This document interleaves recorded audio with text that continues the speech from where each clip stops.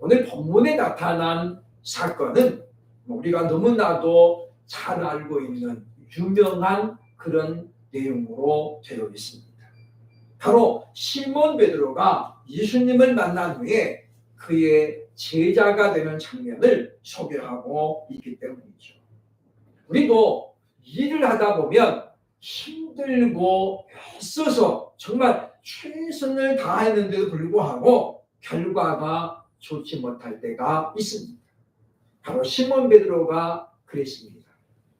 그는 평생을 고기잡이로 살아온 사람인데 그날은 한 마리의 물고기도 못 잡고 요즘 말로 그야말로 허탕을 치고 돌아옵니다.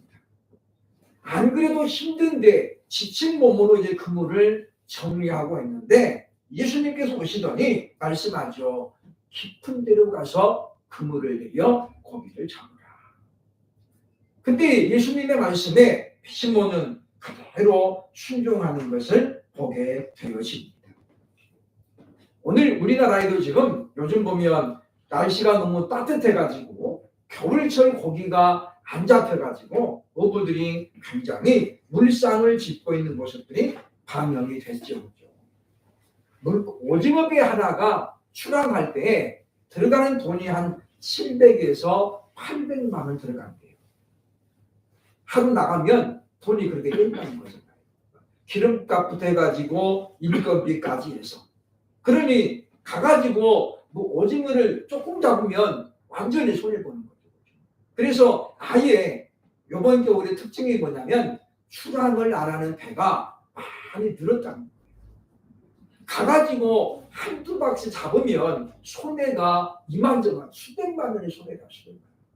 고기 안 잡았다고 해서 인건비 안 줄 수 없잖아요. 고기가 안 잡으면 기름이 안 들어가는 거 아니잖아요.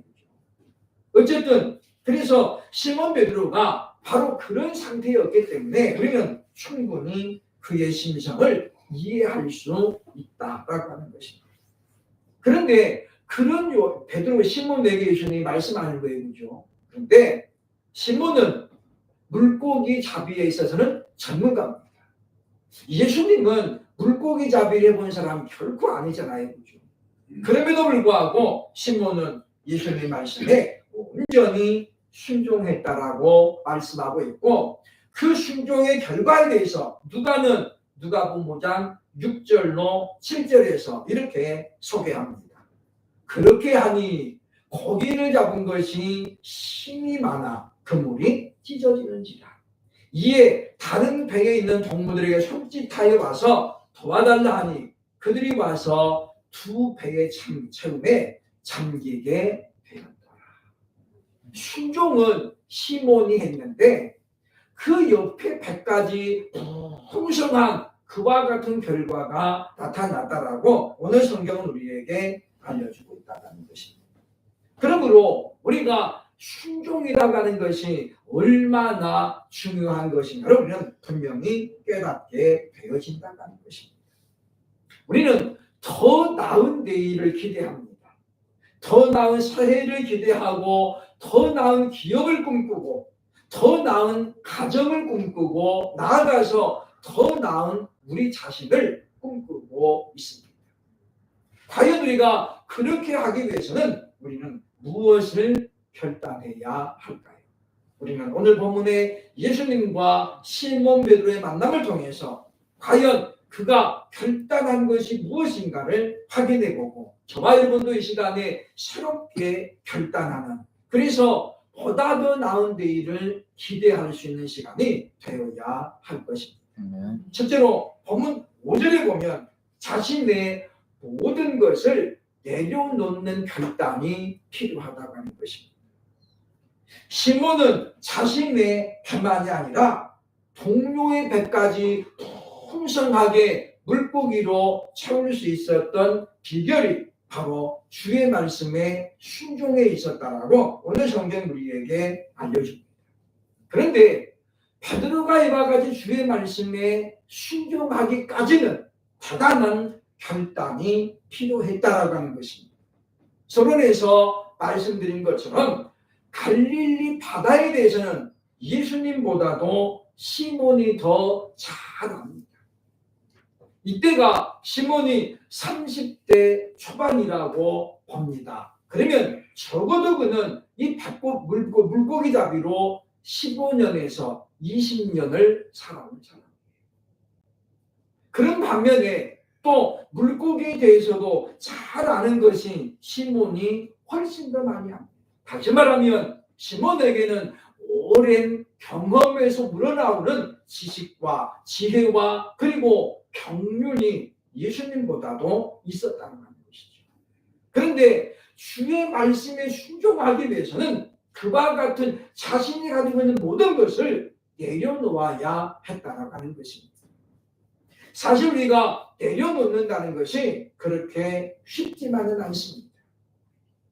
사람들도 마찬가지죠. 우리가 통합을 할 때에 가장 걸림돌이 무엇입니까? 안 내려놓는 거예요.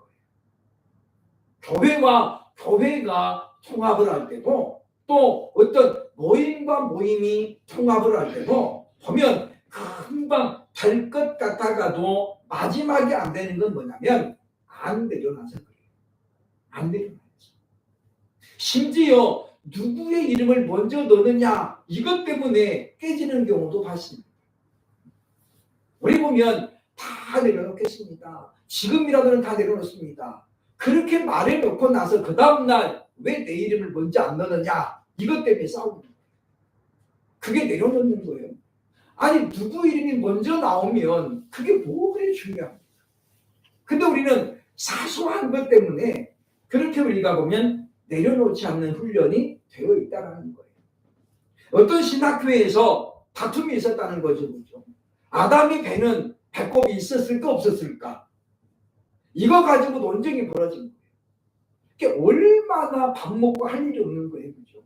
그 석학들이 그 공부해가지고 그 논쟁을 벌이고 그 아무 짝에 쓸모없는 건데 그 있으면 구원받고 없으면 구원 못 받아요. 그 아무 쓸모없는 건데 그거 가지고 막 열을 내면서 싸웠다는 거잖아요. 그죠? 우리 배꼽이 있죠. 그죠? 아담도 당연히 있는 거죠. 그런데 성경이 없는 거 가지고 그거 가지고 논쟁을 벌이고 열띠게 하다가 나중에 싸우고 나눠지고 그랬다라고 하는 것인데 사실 우리가 자신이 가지고 있는 지식이라든가 경험을 포기하는 것은 그렇게 쉽지만은 않습니다. 그러나 시몬은 오늘 본문에 이렇게 고백하고 있습니다. 5절에 보면 시몬이 대답하여 이르되 선생님 우리들이 밤이 맞도록 밤이 새도록 수고하였으되 잡은 것이 없지만 말씀에 의지하여 내가 그물을 내리리이다 라고 고백하고 있죠. 이 말은 무슨 말이냐면 자신이 가지고 있는 모든 것을 동원해서 힘써서 했는데 안 됐다는 실패를 시몬은 지금 깍하게 인정하는 거예요. 그러니까 우리의 문제는 뭐냐면 우리가 최선을 다해서 했는데도 안 되는데도 불구하고 우리는 어떻게 해요? 자꾸만 변명거리를 찾는다는 거죠. 날씨가 어땠다는 등 등등 이런 어떤 핑계를 대가지고 자꾸만 변명으로 늘어놓는 그런 고질병이 우리에게는 있다라고 하는 것입니다. 김석규 씨 찬양집에 보면 이런 간증이 하나 실려 있습니다. 어느 날 이제 전도를 나갔는데 우리나라 최고 명문대를 나온 청년을 만났습니다. 예수 믿어야 됩니다.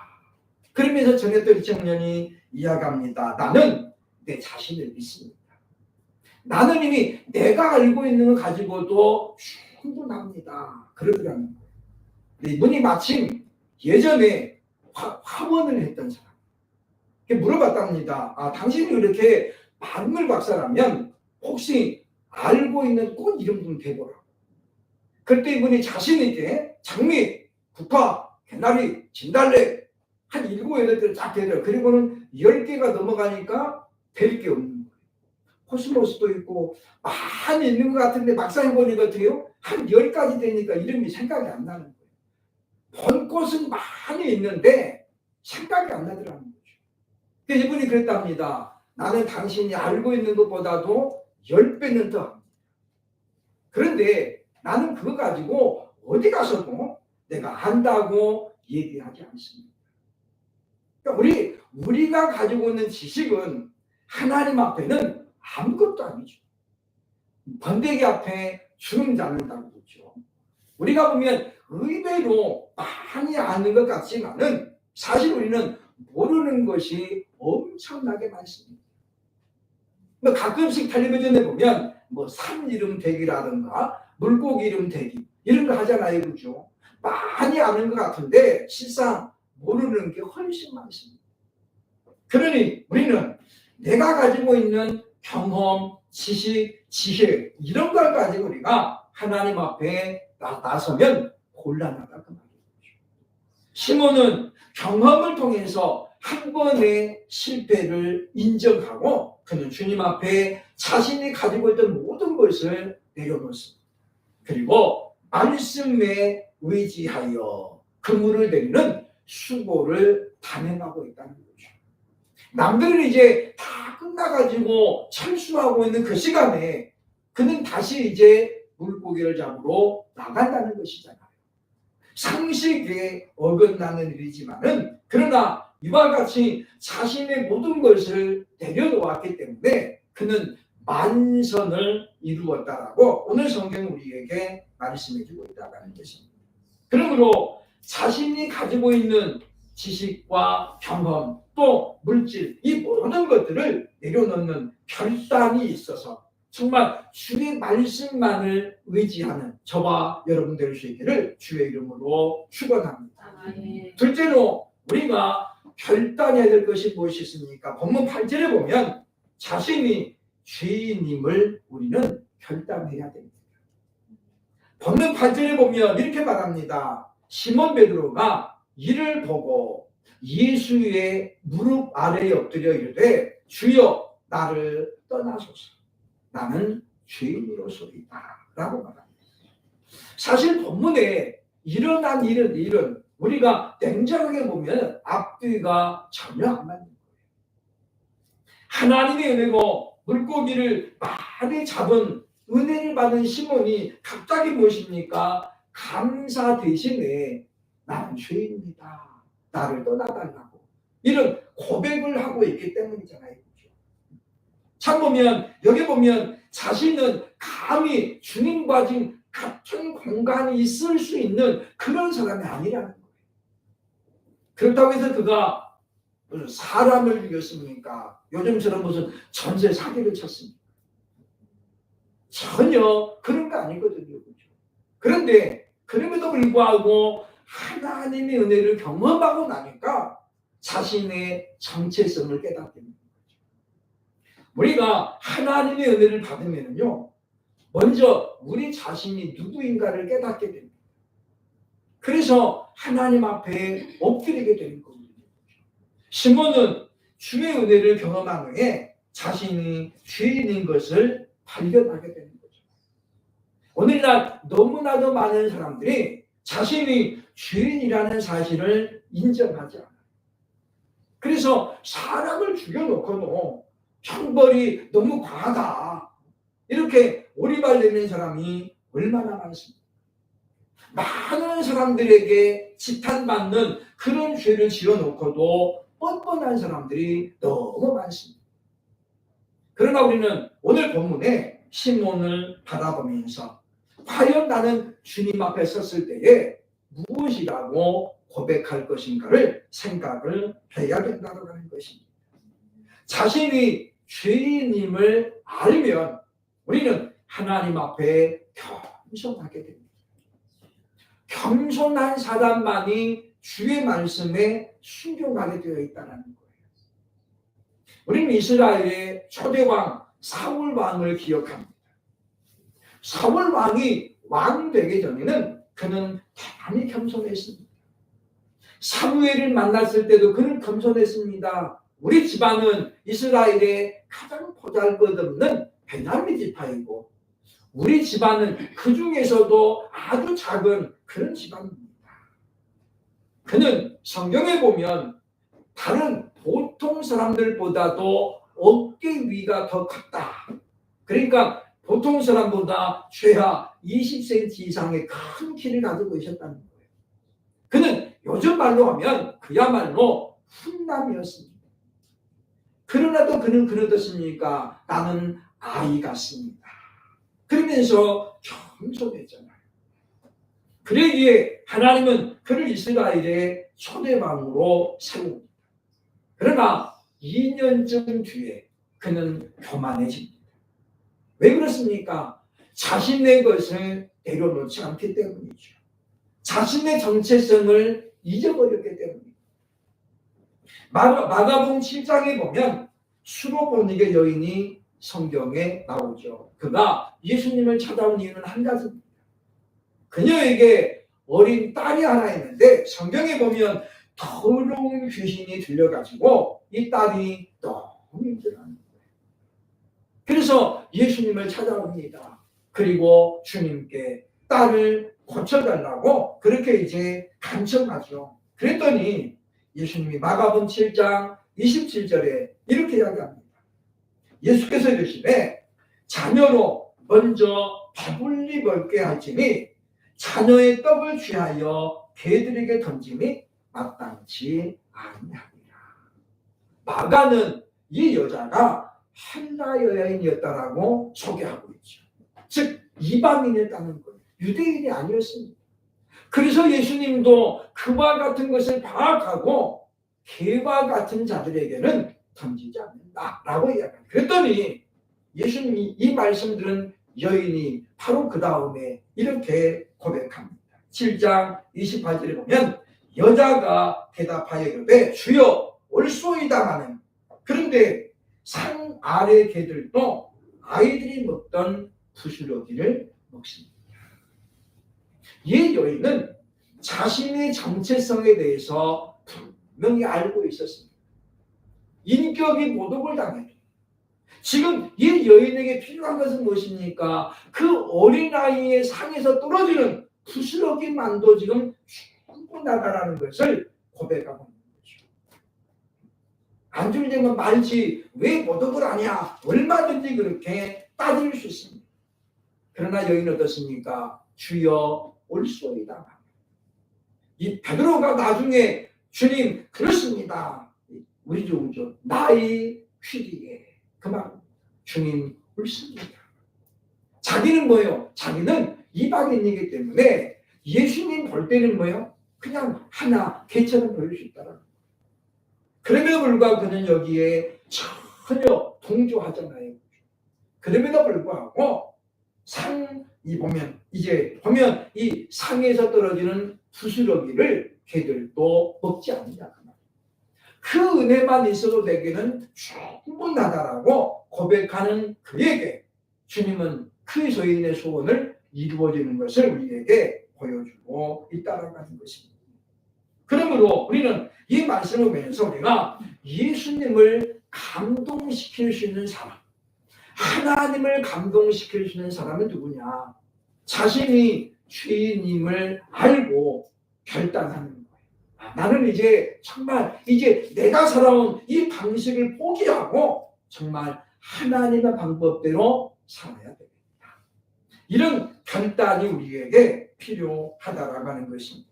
그런데 우리는 보다 더 나은 미래를 우리가 설계할 수 있고 기대할 수 있다라고 하는 것입니다. 사람이 자신의 정체성을 올바로 아는 것 대단히 중요합니다. 왜냐하면 여전히 자기 자신을 잘 몰라서 헤매는 사람들이 너무 많다는 거죠. 내 능력이 어디까지인가?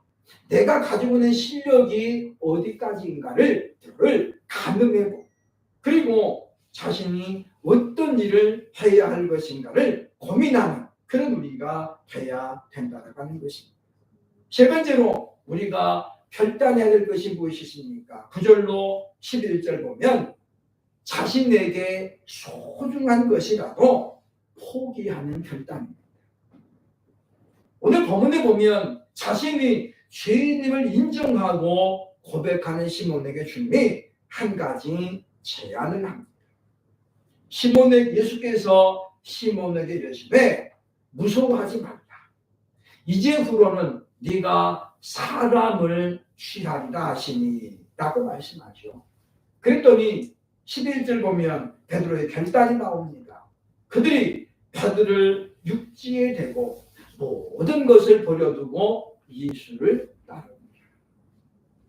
지금 시몬에게 잡힌 물고기는 베드로의 전 재산과도 같습니다. 또 이 물고기가 지금 그냥 잡은 게 아니잖아요. 예수님이 주신 기적으로 말미암아 이루어진 것이거든요. 그죠? 그에게 물고기는 뭐예요? 지금 생업입니다. 그런데 예수님의 그 제안을 받은 베드로는 거기서 자신에게 얻은 모든 소유를 버려두고 예수님을 따르기로 결단하는 것을 보게 된다고 하는 것입니다. 어부에게 중요한 건 물고기입니다. 그런데 그는 그것을 과감하게 포기하죠. 그러나 이 땅에 많은 그리스도인들이 이 물고기에 너무 집착합니다. 배에 너무 집착한다는 거죠. 그냥 그 물고기 하나님은 언제든지 하나님의 마음에 들게만 하면 배를 만성으로 참아줄 능력이 있음에도 불구하고 우리는 그걸 생각 안 하고 지금 눈앞에 있는 그 물고기만 너무 우리가 지금 급급하는 그런 인생을 살아가고 있기 때문에 그래서 많은 사람들이 주님 맡긴 사명을 포기하고 살아갑니다. 주님께서 원하시는 일들을 알면서도 포기하고 살아간다는 거죠. 물고기는 포기보다도 주님 주신 사명을 포기하는 그런 사람들이 많아지고 있는 것을 볼 수가 있다고 하는 것입니다. 한국교회도 지금 위기 중에 하나가 무엇이냐면 젊은 일꾼들이 지금 많이 사라지고 있다는 것입니다. 각 총회마다 목사님들이 있는데 요즘 젊은 목사들 보기가 대단히 어려워졌습니다. 이제는 점점 노인대학처럼 돼가고 있습니다. 30대 목사 보기가 아주 어렵습니다. 특히 이제 작은 총회들은 젊은 목사들이 없습니다. 그것은 기독교에만 그런 것은 아니다라는 거죠. 가톨릭에서도 이제 신부들을 수입을 해봐야 됩니다. 그런 지금 운동이 벌어지고 있습니다. 위기는 뭐냐면 바로 여기에 있다는 거죠. 우리는 이와 같은 우리가 보게 되면서 과연 나는 지금 무엇을 주를 위해서 포기할 준비가 되어 있는가? 우리가 물고기를 다 가지고 있고 배도 포기 안 하면서 그러면서 주님 따르겠습니다라고 하는 것은 모순입니다. 그러니까 있을 수가 없습니다. 근데 많은 사람들이 십자가를 바라보면서 동시에 세상도 포기하지 않으려고 합니다. 그래서 잘 믿는 믿음의 사람들조차도 보면 자랑하는 거 보면 세상적인 것들을 대단히 많이 내세웁니다. 물질적인 것들을 많이 내세웁니다. 그러니까 우리가 분명한 비전이 지금 올바로 설정되어 있지 않기 때문이라고 하는 것입니다. 세상 사람들처럼 우리가 똑같은 비전을 가지고 살아간다면 우리는 오늘 본문에 사람을 닮는 업으로 살아갈 수 없다라고 하는 것입니다. 왜냐하면 주님께서 우리에게 맡기신 귀한 사명은 우리가 동시에 세상을 바라보면서도 감당할 수 있는 그런 일이 아니기 때문이라는 것입니다. 물론 우리가 자신의 생업을 포기하고 따르는 것은 주의 종들에게 주시는 말씀입니다. 그러나 원칙은 똑같다는 거예요. 우리가 평신도로 살아도 예수님만을 바라보기로 결단하지 않으면 우리는 결코 주님 앞에 의로운 종으로 착하고 충성된 종으로 인정받을 수 없기 때문이라고 하는 것입니다. 그들이 베드로를 육지에 대고 모든 것을 버려두고 예수를 따릅니다. 그랬기에 주님은 이들을 통해서 교회 시대를 열어가고 그리고 2000년이 넘는 기독교의 사회에서 사도들의 이름은 결코 잊혀지지 않고 지금도 전해지고 있는 우리는 기억을 해야 할 것입니다. 사랑하는 여러분이요, 참으로 우리가 주의 말씀을 들으면서 내가 무엇을 결단해야 될지, 아직도 내 믿음이 여기에 지금 계속 머무르고 있는 것은 내가 무엇을 결단 안 하고 무엇을 포기 안 해서인지 다시 한번 생각하는 시간이 되어야 할 것입니다. 양손의 토끼는 둘 다 놓치게 되어 있습니다. 하나를 과감하게 포기해야 됩니다. 양쪽으로 다 뛰어다닐 수가 없기 때문에 한 곳으로 집중해야 됩니다. 지금은 전문가의 시대입니다. 많이 아는 팔방미인보다는 하나를 알아도 정확하게 깊이 있게 아는 사람이 성공하는 그런 시대이기 때문입니다. 더 나은 내일을 위해서 참으로 우리가 포기하고 내려놓고 결단해야 될 것이 무엇인가를 분명하게 정리하고 새해에는 오직 주의 말씀에 의지하여 그것이 무엇이든지 간에 순종할 수 있는, 그래서 주의 사람으로 온전히 쓰임받는 저와 여러분 되시기를 주의 이름으로 축원합니다. 기도하겠습니다.